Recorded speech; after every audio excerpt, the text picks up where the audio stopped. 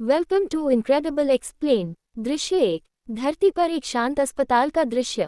Doctor bone ग्रेयोंग एक अनुभवी और बेहद संवेदनशील प्रसूति डॉक्टर हैं। उन्हें बच्चे की डिलीवरी करते हुए देखकर मरीज और नर्स सभी प्रभावित होते हैं। वो बच्चों से बहुत प्यार करते हैं, लेकिन उनके अपने जीवन में कोई अपना नहीं है, न परिवार न दोस्त, बस काम ही सब कुछ है। दृश्य दो। एक दिन उसे एक रहस्यमयी कॉल आता है सरकार की तरफ से।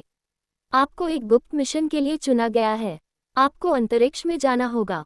बोन चौंक जाता है, लेकिन उसकी शांत आंखों में एक चमक आ जाती है। दृश्य तीन। अब एंट्री होती है ईव किम की, एक सख्त अनुशासन में रहने वाली बेहद प्रोफेशनल अंतरिक्ष यात्री। वह अंतरिक्ष स्टेशन की कमांडर है। वह किसी से घुलती मिलती नहीं और नियमों की पक्की है। दृश्य चार। बोन ग्रेयोंग और ईव की पहली मुलाकात अंतरिक्ष स्टेशन में होती है।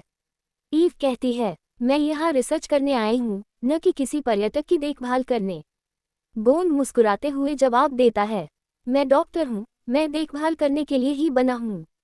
दोनों की पहली बातचीत में ही टकराव झलकता है। बोन को स्टेशन में जगह जगह अजीब निगाहों से देखा जाता है। कोई नहीं जानता कि वो असल में क्यों आया है। वहीं ईव उसकी हर हरकत पर नजर रखती है, लेकिन कहीं न कहीं उसकी मासूमियत उसे खटकती भी है। बोन रात को अकेले बैठा आसमान के तारे देख रहा होता है और कहता है, कहीं इन तारों के बीच मेरी किस्मत भी छुपी है क्या। पीछे से ईव उसे देख रही होती है, लेकिन कुछ कहती नहीं, बस उसकी ओर देखती रह जाती है। बोन को ईव की मेडिकल रिपोर्ट में कुछ असामान्य दिखता है। वो रिसर्च करता है और पता चलता है ईव इस मिशन का हिस्सा नहीं बल्कि एक स्पेस बर्थ प्रोजेक्ट की टेस्ट सब्जेक्ट है। उसे बताया गया है कि ईव को इसका कोई अंदाजा नहीं है। बोन अंदर ही अंदर उलझ जाता है। अगर मैं उसे सच बताऊं तो वो टूट जाएगी, और अगर न बताऊं तो मैं खुद को माफ नहीं कर पाऊंगा। धीरे धीरे बोन और ईव के बीच बातचीत बढ़ती है। ईव पहली बार किसी पर भरोसा करना सीखती है। वो कहती है, मैं सख्त हूँ क्योंकि मैं टूटी नहीं रह सकती। बोन उसे सहारा देता है। उनकी दोस्ती गहराती है, लेकिन बोन अंदर ही अंदर ईव की रिपोर्ट का बोझ लिए जी रहा होता है। बोन की फिक्र बढ़ती है। ईव अक्सर थकी हुई दिखती है। वो रिपोर्ट दोबारा चेक करता है। ईव प्रेग्नेंट है, ये जानकर बोन स्तब्ध रह जाता है। जब वो ईव को ये सच्चाई बताता है तो ईव का दिल टूट जाता है।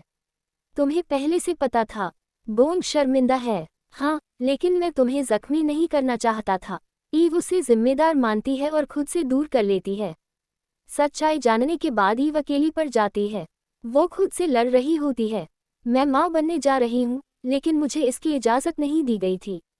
स्पेस स्टेशन में अचानक ऑक्सीजन लीकेज की इमरजेंसी आ जाती है। सब कुछ दांव पर होता है। बोन और ईव साथ में बाहर निकलते हैं इसे ठीक करने। दोनों स्पेस सूट पहनकर लीकेज स्पॉट पर जाते हैं। काम करते करते बोन का ऑक्सीजन सिस्टम फेल हो जाता है। ईव उसे बचाने के लिए अपनी पाइप शेयर करती है। दोनों एक दूसरे की आंखों में देखते हैं। अगर आज आखिरी दिन है तो मुझे अफसोस नहीं होगा, क्योंकि मैं तुम्हारे साथ हूँ। ऑक्सीजन लीकेज ठीक होता है और स्पेस स्टेशन बच जाता है। ईव अब बोन को माफ कर देती है। वो कहती है, तुमने मुझसे झूठ बोला पर मेरा साथ नहीं छोड़ा। बोन जवाब देता है, मैं हमेशा तुम्हारे साथ रहूंगा, डॉक्टर बनकर, दोस्त बनकर, और चाहो तो तुम्हारे बच्चे का पिता बनकर भी। ईव पहली बार खुलकर मुस्कुराती है। कुछ महीनों बाद ईव हेल्थी प्रेगनेंसी के साथ मिशन पूरा करती है। उसे पृथ्वी वापस बुला लिया जाता है। बोन उसका हाथ थामकर कहता है, अब जमीन पर भी साथ चलना है, एक नई जिंदगी के साथ। आखिरी सीन। पृथ्वी की ओर लौटता शटल, जिसमें ईव और बोन साथ बैठे हैं, और दूर आसमान में एक सितारा झपकता है, जैसे कह रहा हो, उनका प्यार अब एक नई दुनिया की शुरुआत है।